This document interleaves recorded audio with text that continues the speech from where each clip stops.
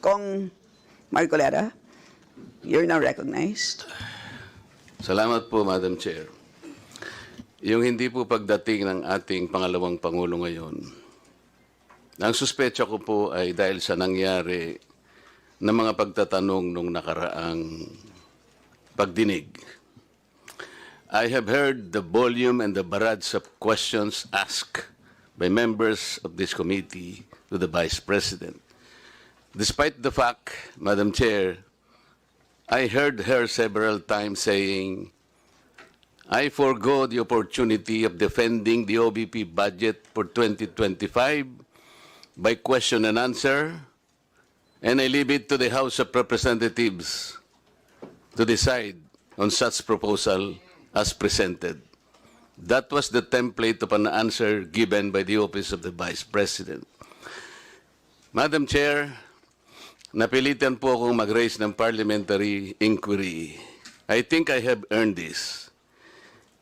If I survive my term up to next year, I would have survived also, or I would have completed 18 years in this institution.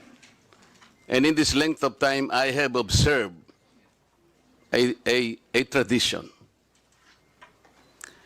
The tradition is the two highest positions of government, namely the Office of the Vice President and the Office of the President, are not traditionally subjected to questions. I have observed this for so long a time. May I refresh the memory of the members of this committee, Madam Chair. In 2022, the Minority Leader, Honorable Libanan,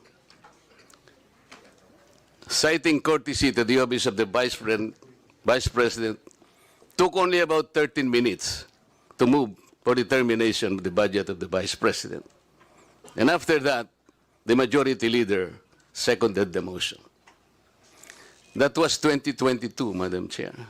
Then 2023, no less than the Presidential son, our own Senior Deputy Majority Leader, the Honorable Sandro Marcos, stood up and invoked the long-honored tradition of according courtesy to the OVP, the Office of the Vice President. And in the same manner, he moved for the termination of the Office of the Budget, the consideration of the budget of the Office of the President, Vice President. I also recall, Madam Chair, that it was terminated. And with the full consternation of Honorable Franz Castro, who then objected, but her objections were never heard until she moved to make up record by way of manifestation her objection. But the committee collectively said, you can no longer do that because there was already a termination of the hearing. This is the time-honored tradition, Madam Chair. For so long a time, we have kept and observed this. We have upheld this tradition. My question is this committee authorized to set aside or discard the tradition? That is the question. Your Honor, such motion was not introduced in the last hearing. I'm now introducing the motion, Madam Chair. I second, Madam Chair. To terminate the consideration of the budget of the Vice President, Madam Chair, on the basis of the long and time-honored tradition, Madam Chair. In order for us to respect a tradition in the same manner that we have respected the tradition here that the first to interpolate every time is the member of the minority. That is the tradition. We have not yet discarded that. We're observing that because we are honorable members of this Congress. So the question is, why have we discarded that tradition? Is this committee authorized to set aside the tradition? If we are not able to do that, Madam Chair, then I honorably, respectfully now move to terminate consideration of the budget of the office of the Vice President, and I so move. Second, Madam Chair. Thank you. Madam Chairman, Madam Chair, Madam Chair. Madam Chair, I objected to the motion, and may I explain why? We will take that up after we respond to the Honorable Marcoleta. Thank you, Madam But yes, Chair. we note that you made an objection, but your mic was off. So, the Honorable Marcoleta, please repeat your inquiry.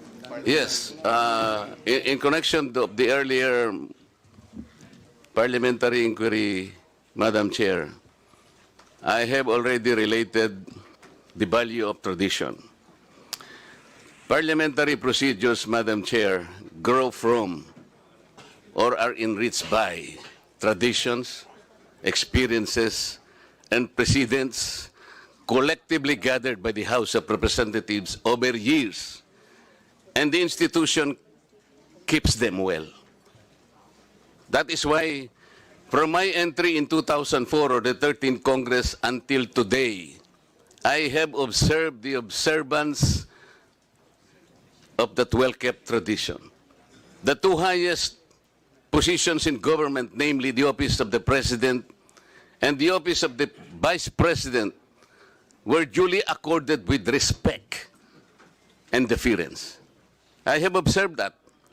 That's why I have relayed to you earlier, in 2022, the Honorable Libanan, invoking courtesy, took him only 13 minutes to dispose the office of the Vice President.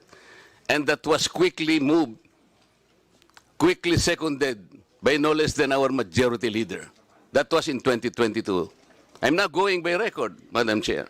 2023, I said, no less than the presidential son, our own senior deputy majority leader, stood up and said that in line with the time-honored tradition of according courtesy to the office of the Vice President, I move to terminate the budget briefing of the OVP. And I can recall the Honorable Castro strongly objected. No, Manuel. No, that's in 2023. This is by the record. And she objected, but her objections were rejected by the committee because the committee already terminated the proceedings. And she kept on requesting, Madam Chair, that she makes at least her manifestation. And she was unable to do that because the proceedings were terminated. So that, what I am saying, from 2004, when I entered these halls, these hallowed halls, hanggang pundo sa sinasabi kong 2023, we have kept the tradition. Ngayon po, kung ano-ano ng mga tanong ang ginawa, in 2023, 22 minutes. 2022, 13 minutes. Ito po, pinagawayan na po yung budget earlier at ngayon we're about to quarrel again on the budget. Ang tanong ko nga po ngayon, dahil nga po sa nangyayari ngayon sa budget ng Office of the Vice President, and despite her manifestation that she will no longer defend her budget because she forgo, sabi niya, I will forgo my opportunity to defend the budget of the OVP for 2025 by way of question and answer, and I will leave to the House of Representatives to decide such proposal as presented. We cannot even accept such kind of answer, Madam Chair. What do we need her to articulate for?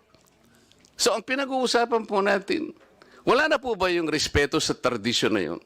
Kagaya po ng binabanggit ko, every time mag-i-interpellate po dito, Madam Chair, because of that tradition, it's always the member of the minority who will start the interpellation because we have kept that tradition. Ang dami po. Ang dami ko pang sasabihin sa inyo, haba lang tayo. So the question is, when we did that to the Vice President earlier, now we're doing it now, are we now setting aside this tradition? That's number one question. Number two, is this committee authorized to set aside the tradition? Your Honor, short answer is no to both questions. Okay. If that is the answer, Madam Chair, and we are all bound to respect one tradition so sacred in our hearts, because we are called honorables in this house. We cannot be honorables if we cannot honor our own tradition. We are defined by what we believe as a tradition in this house.